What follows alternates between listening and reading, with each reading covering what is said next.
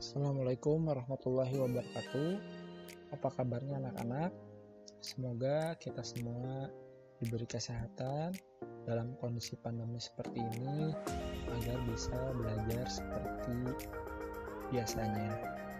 Jangan lupa kita harus tetap melaksanakan protokol kesehatan, selalu melaksanakan 3M ya. Hari ini kita akan belajar tentang teori asam basa bersama Bapak Kadean. Nah, kita lihat dulu ya. Ini produk dalam kehidupan sehari-hari. Nah, produk ini Bapak tampilkan dulu kasarnya. Ada 4 produk. Ini adalah obat sakit mah. Ini adalah cuka. Ini adalah sabun batang. Dan ini adalah air aki. Keempat produk ini sering kita temukan dalam kehidupan sehari-hari. Nah, kita ini sering menemukan ya. Nah, kita juga harus menguji coba apakah keempat produk ini bersifat asam, basa, ataukah netral. Di video yang telah Bapak share, Bapak telah menguji coba keempat produk ini. Nah, hasilnya kan sudah tahu ya. Nah, ini hasilnya sudah ada. Pada obat mah itu, obat mah kandungannya apa? Kandungannya MgOH 2 kali. Obatnya yang Bapak pakai dalam video percobaan itu adalah obat mah cair. Ketika lakmus merah dan lakmus biru dicelupkan, dimasukkan pada obat mah cair, dua-duanya berubah menjadi biru. Berarti obat mah cair bersifat basa. Kemudian CH3COH atau asam cuka, kandungannya itu adalah asam asetat atau rumus kimianya itu CH3COOH. Dicelupkanlah indikator asam basa yaitu lakmus merah dan lakmus biru.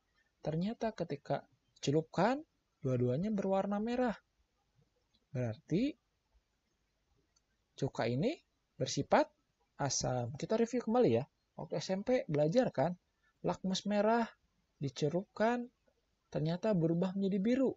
Biru menjadi biru, berarti larutannya bersifat basa. Kalau asalnya lakmusnya berwarna biru, lakmus biru, dicelupkan berubah menjadi merah, merah menjadi merah, tetap merah, berarti larutannya bersifat asam. Kalau merah tetap merah, biru tetap biru, berarti larutannya bersifat netral. Betul ya? Nah, sekarang kita lanjutkan. Ini adalah sabun batangan. Kandungannya apa kalau sabun batangan? Sabun batangan itu kandungannya adalah NaOH. Nah, di video percobaan itu yang digunakannya sabun batangan yang telah Bapak larutkan terhadap air atau ke dalam air. Kemudian Bapak celupkan lakmus merah dan lakmus biru. Ternyata kedua-duanya berubah menjadi biru. Berarti larutan sabun ini bersifat basa. Ini kandungannya NaOH. Pak, kalau sabun cair emang beda? Beda. Sabun cair itu kandungannya adalah KOH. Jadi yang kita gunakan dalam percobaan itu adalah sabun batangan yang mengandung NaOH. Kemudian yang terakhir, air aki. Mengandung apa air aki? H2SO4 atau disebutnya samsulfat H2SO4. Nah, dalam percobaan itu ketika lakmus merah dan lakmus biru dicelupkan, dua-duanya berwarna merah. Berarti air aki ini bersifat apa? Bersifat asam. Jadi, ketika kalian temukan dalam kehidupan sehari-hari produk-produk ini, ada produk yang rasanya masam seperti cuka, rasanya masam, berarti dia bersifat asam kan. Tapi ketika kalian menemukan zat-zat yang di lab, tidak sangat dilarang untuk menguji coba. Makanya kita harus menggunakan indikator asam basa. Salah satunya adalah lakmus merah, lakmus biru ya. Nah, ini produk-produk ini kita sudah buktikan ternyata 4 produk ini ada yang bersifat asam dan ada yang bersifat basa. Nah, bisakah kalian menjelaskan kenapa nih cuka bersifat asam, kenapa nih sabun batangan bersifat basa dan kenapa air aki itu bersifat asam? Bisa dijelaskan tidak? Nah, bisa harusnya. Apalagi kita selaku kalian ya dan Bapak juga sama. Selaku anak jurusan IPA harus bisa menjelaskan secara teori ini kenapa bisa bersifat basa, kenapa sabun bisa bersifat basa, sedangkan cuka bersifat asam. Nah, oleh sebab itu kita harus mempelajari materi hari ini mengenai teori asam basa. Nah, teori asam basa ini ya tadi ya, mengapa senyawa bersifat asam dan mengapa senyawa bersifat basa. Nah, teori asam basa itu ada 3. Yang pertama itu teori asam basa Arrhenius. Yang menemukannya adalah Arrhenius. Fotonya ini ya. Inilah yang menemukan asam ya, asam Arrhenius. Sekarang perhatikan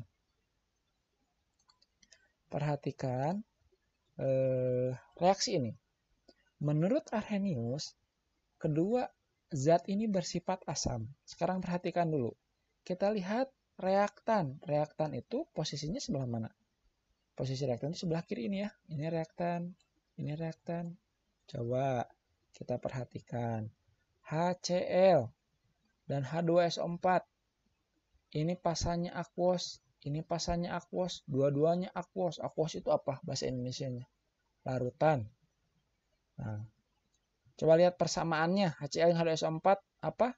Oh, tidak ada persamaan Pak, tapi persamaannya aquosnya ya betul. Dua-duanya fasanya larutan. Ini tadi persamaannya ya. Kedua-duanya fasanya larutan. Kalau fasanya larutan dengan cairan bedanya apa? Kalau larutan itu zatnya dilarutkan terhadap air. Kalau cairan itu murni tidak dilarutkan terhadap air atau tidak dilarutkan. Tidak dimasukkan ke dalam pelarut. Kalau larutan itu dimasukkan ke dalam pelarut. Ini yang dimasukkannya pelarutnya pelarut air. Jadi HCl dilarutkan terhadap air. H2SO4 dilarutkan ke dalam air. Dua-duanya berarti pelarutnya air. Sekarang di bagian produk, ini produk ya, bagian kanan. Ini produk, ini produk. Apa persamaannya dari kedua produk itu? Persamaannya ini Pak, H+, ya betul. Persamaannya ada di H+. Nah ini.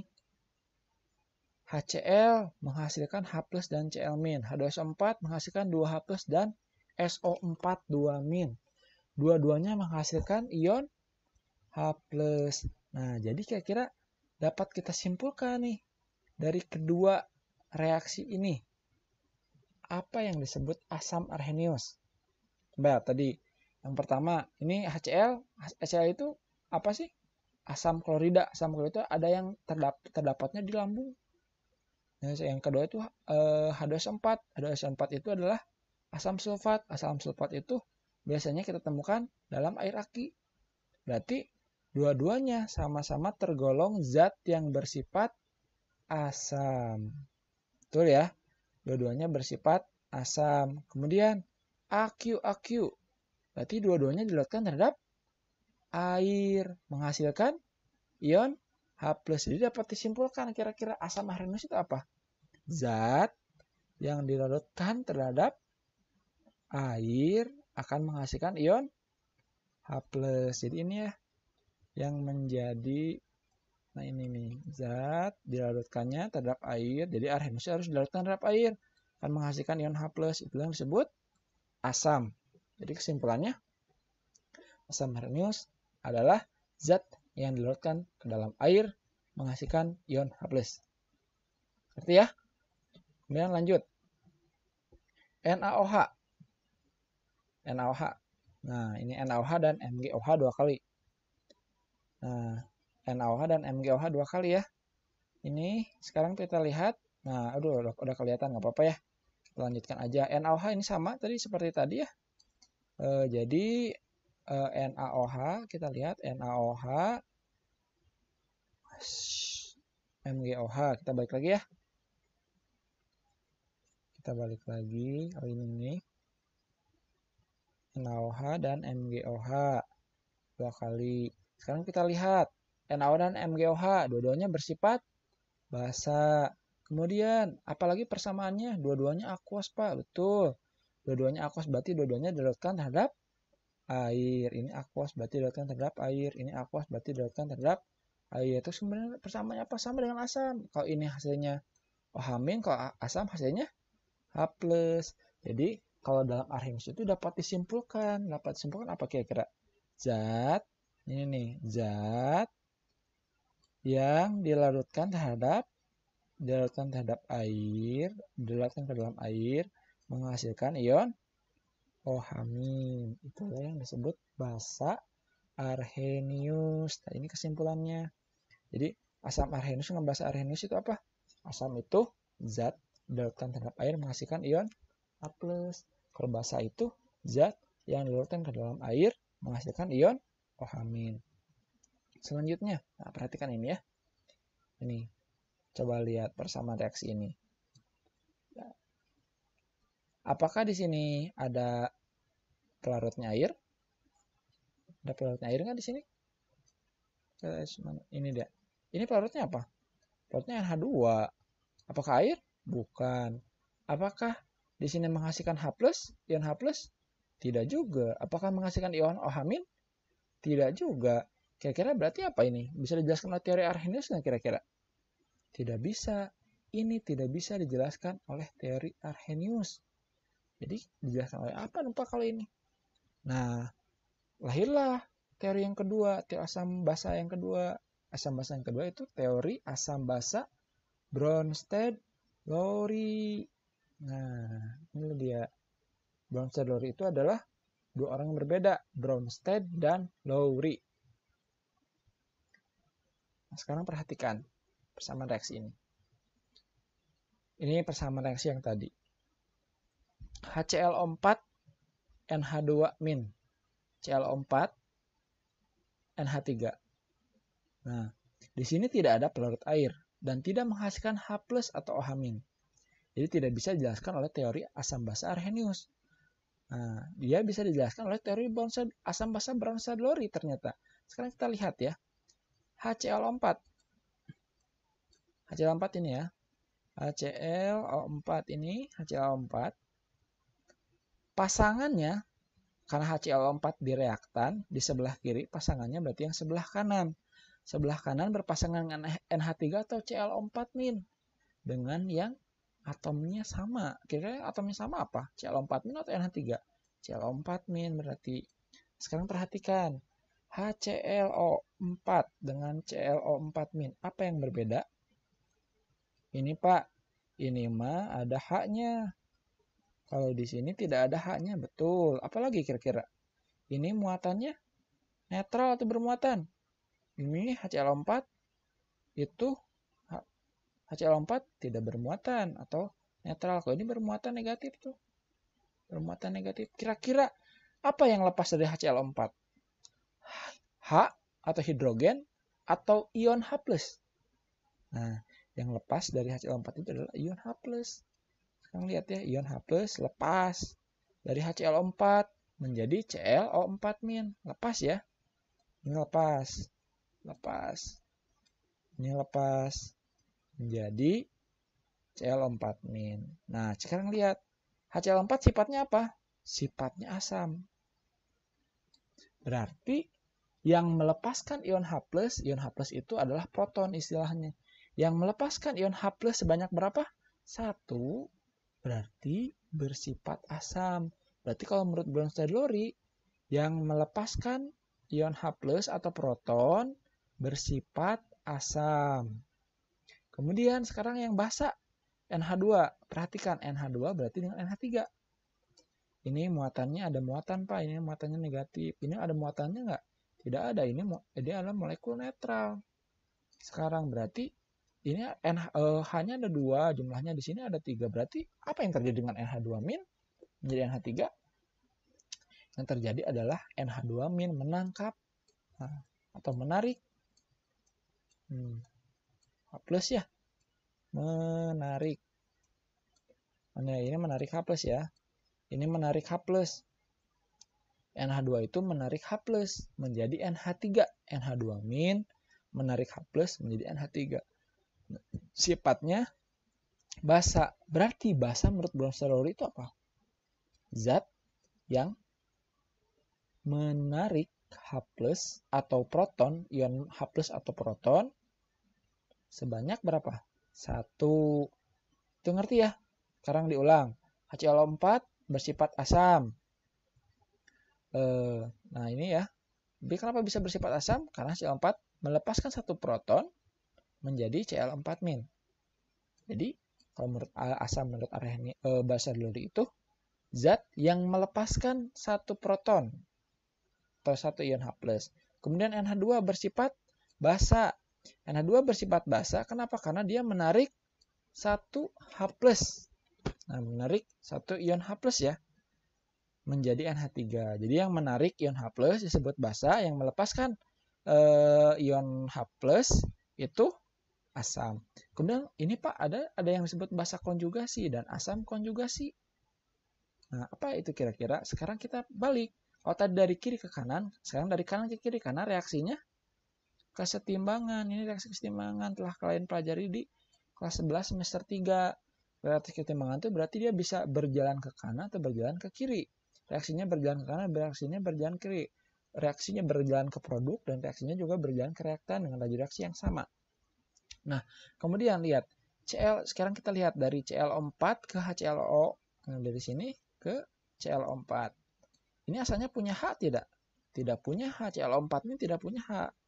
Bisa berubah menjadi HCl4. Berarti Cl4 ini menarik atau melepas? Menarik H+. Ingat, tadi yang menarik itu asam atau basa? Basa. Nah, karena dia menarik, berarti dia bersifat basa. Karena ini sama ada dua basanya, maka ini tambahkan yang di produk itu basa konjugasi. Nah, kemudian yang kedua produk yang kedua ya, NH3. NH3 itu lihat, NH3 di sini jumlahnya 3. Di sini jumlahnya 2 dan bermuatan negatif. Berarti NH3 di sini melepaskan H+ sebanyak 1. Ingat yang melepaskan itu namanya asam. Nah, yang melepaskan itu namanya asam. NH3 melepaskan H+ sebanyak 1 menjadi NH2-. Dia bersifat asam. Kenapa ada konjugasi? Karena ini ada asam juga, maka yang diproduk disebut asam konjugasi. Nah, ini pasangan Bernoulli-nya ya.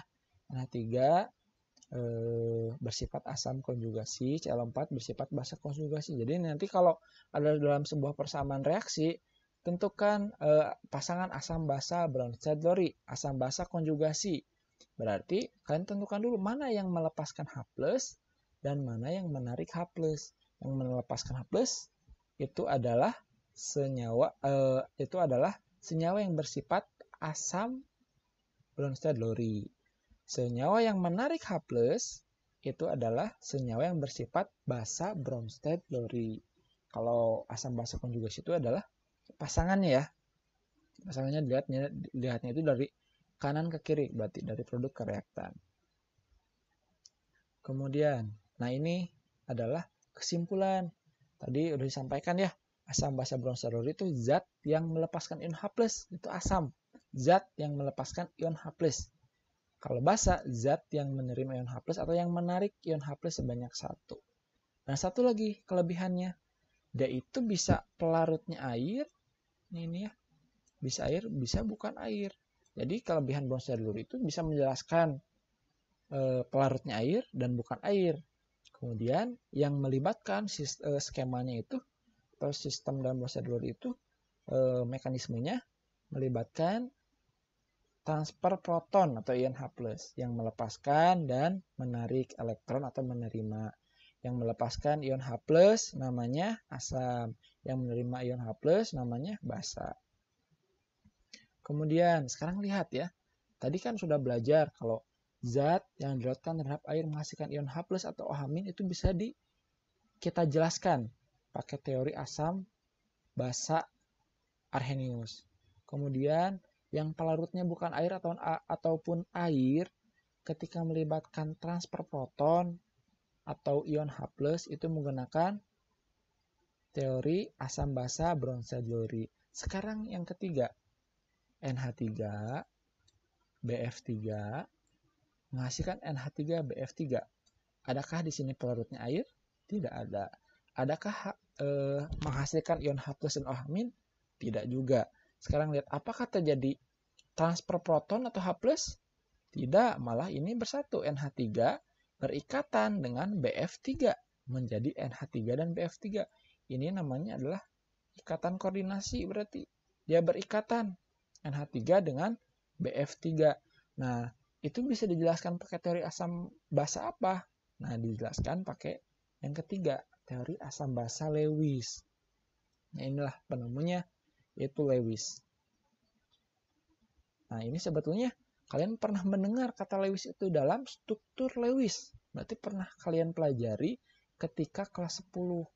Nah, sekarang kita lihat ya, kenapa ini disebut teori asam basa Lewis? Karena memang struktur yang dijelaskan itu mekanismenya melibatkan struktur Lewis. Sekarang kita lihat ya, NH3 bersifat basa, BF3 bersifat asam, kemudian NH3 BF3.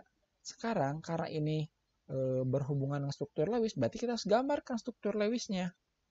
Ya, ini nah lihat, ini sudah ada struktur Lewis NH3. Oh, kenapa gambar seperti ini ya? Bapak review kembali. N, nomor atomnya berapa kalau N? Nomor atomnya itu 7 ya. Nomor atom N 7. Berarti elektron valensi, konfigurasi elektronnya berapa? 2. Coba ingatkan kembali ya, ini 2. 2, 5. Jadi K, ini L ya. 25. Ini maaf ya Bapak menggunakan kursor. Kemudian kalau hidrogen, nomor atomnya berapa? 1. Berarti konfigurasinya cuma 1 aja. Sekarang yang digunakan hanya elektron valensi. Elektron valensi itu adalah elektron paling luar. Paling luar dari 2 dan 5 berarti E di posisi L. Berarti dia 5. Kalau hidrogen kan cuma 1 ya elektron valensinya. Berarti elektron valensinya 1. Elektron valensi itu adalah elektron paling luar. Sekarang kita gambar. Kita gambar ya. Nih, N, nitrogen. Kita gambar nitrogen. Berapa elektron valensinya? 5. Kita bubuhkan titik. 1, 2, 3, 4, 5. 5 titik ya. Sekarang hidrogen. Hidrogen itu jumlahnya ada berapa? NH3. Jumlah hidrogennya ada 3. Gambar dulu. Hidrogennya ada 3. 1. Kemudian 2. Kemudian di sini 1 lagi. 3. Elektron valensinya hidrogen berapa? 1. Nah, Bapak gambarkan dengan kali supaya memudahkan terjadi perbedaan elektron dari hidrogen dan elektron dari N. Ini juga ini ya. Nah, sekarang kita lihat. Masih ingat aturan oktet dan aturan duplet? Aturan duplet itu senyawa stabil kalau ada 2 elektron di sekitarnya. Kalau oktet ada 8 elektron di sekitarnya. Sekarang kita lihat di hidrogen. Ada berapa elektron? 1, 2. Ada 2 elektron. Kemudian di sini juga ada 2 elektron. Berarti dia sudah memenuhi aturan duplet. Ini sudah. Nah, sekarang yang nitrogen. Nitrogen itu berarti memenuhi aturan oktet. Karena jumlahnya 8. Dan apakah sudah ada 8 di sekitar nitrogen? Ini sudah ya. 1, 2, 3, 4, 5, 6, 7, 8. Berarti NH3 sudah memenuhi aturan oktet dan duplet. Berarti dia termasuk senyawa yang stabil. Kemudian untuk BF3. Jadi kalau untuk menggambar struktur Lewis kita harus tahu nomor atomnya. Ya nanti kalau kalian tanya Pak, gimana kalau saya harus menggambar struktur atom? Berarti kalau ada soal, di soalnya harus ada nomor atomnya supaya kalian bisa menggambarkan struktur Lewis. Kalau B itu nomor atom bawah di atas ya gambarnya. Kalau B itu nomor atomnya 5. Nomor 5 ya. Berarti konfigurasinya 2, 3. Elektron valensnya berarti 3. Ini K, ini L. Kemudian F. F itu 9. 9 ya. 9 itu berarti 2, 7. Sekarang berarti kalau kita gambarkan BF3 ya. BF3, F-nya ada 3 kan? F-nya 3, kita bawa di atas 1. Di pinggir 1. Sekarang kita tulis elektronnya. Elektron di B berapa? Ada 3 kan? Titik 1, 2, 3. Sekarang di F ada berapa? Ada 7. Ada 7. Gambar pakai kali ya. 1, 2, 3, 4, 5. 6, 7. Kemudian di sini juga sama 7.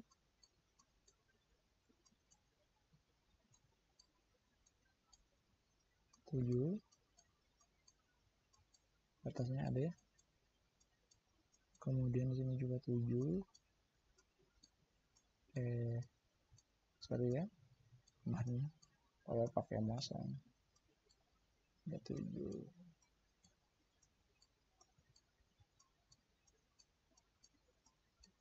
Nomor 7 ya. Sekarang berarti kita menggunakan mekanisme aturan oktet ini. F ada berapa? Ada 8 ya. Ini juga ada 8 ya. Ini juga ada 8. Berarti sudah memenuhi aturan oktet. Nah, sekarang yang B. Yang B kita hitung. 1, 2, 3, 4, 5, 6. Duh, kenapa yang B cuma 6 ya? Nah, yang B itu adalah pengecualian dari aturan oktet. B itu, senyawa BF3 itu stabil.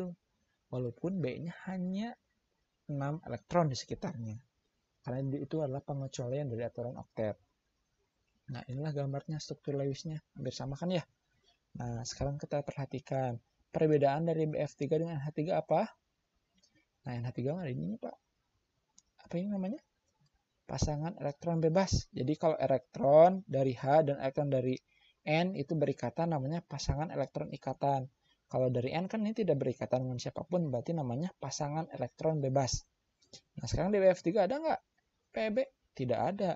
Berarti yang ada hanya di NH3 aja.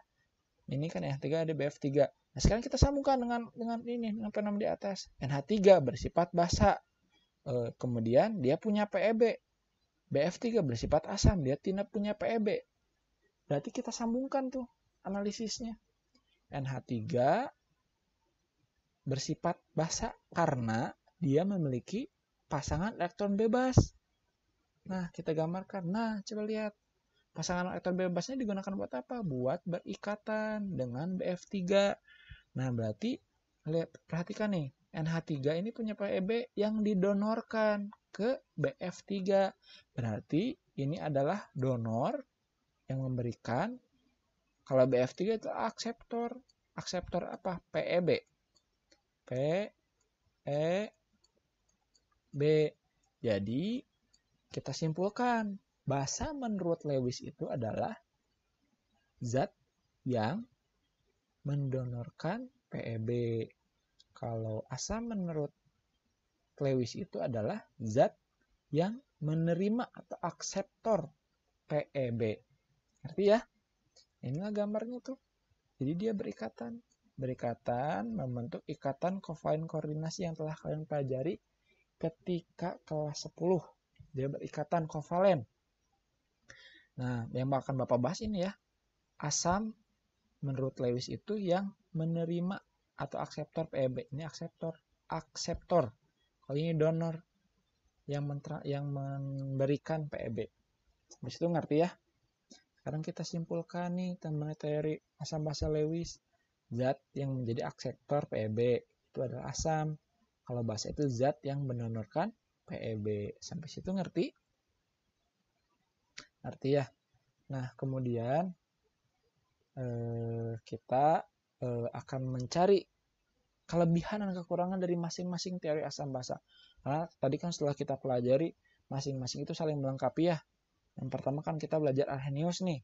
Kelebihannya apa? Dapat menjelaskan zat yang bersifat asam atau basa yang menghasilkan ion H+ atau H- ketika dilarutkan dalam air. Jadi syarat di Arrhenius itu pelarutnya harus air dan dihasilkannya H+ atau OH-. Kekurangannya apa? Dia tidak bisa menjelaskan sifat asam basa yang pelarutnya bukan air. Nah, makanya ada teori yang kedua, Bronsted-Lowry. Kelebihannya apa? Dapat menjelaskan sifat asam atau basa yang pelarutnya selain air. Bisa air nggak? Bisa juga air. Kemudian, mekanismenya bagaimana? Mekanismenya itu dengan melepaskan ion H+ atau proton dan menarik ion H+ atau proton.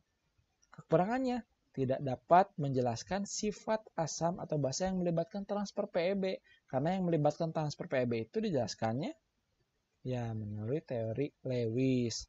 Nah, kelebihannya dapat menjelaskan sifat asam basa yang melibatkan transfer PEB. Kemudian, kekurangannya tidak dapat menjelaskan sifat asam atau basa yang melibatkan transfer proton atau yang zat yang menghasilkan ion H+ dan OH- yang dilatkan ke dalam air. Nah, sekian pembelajaran hari ini. Teori-teori ini menjadi bekal untuk kalian supaya bisa menjelaskan fenomena-fenomena dalam kehidupan sehari-hari, kenapa suatu produk bisa bersifat asam dan kenapa suatu produk bisa bersifat basa. Sekian penjelasannya. Assalamualaikum warahmatullahi wabarakatuh.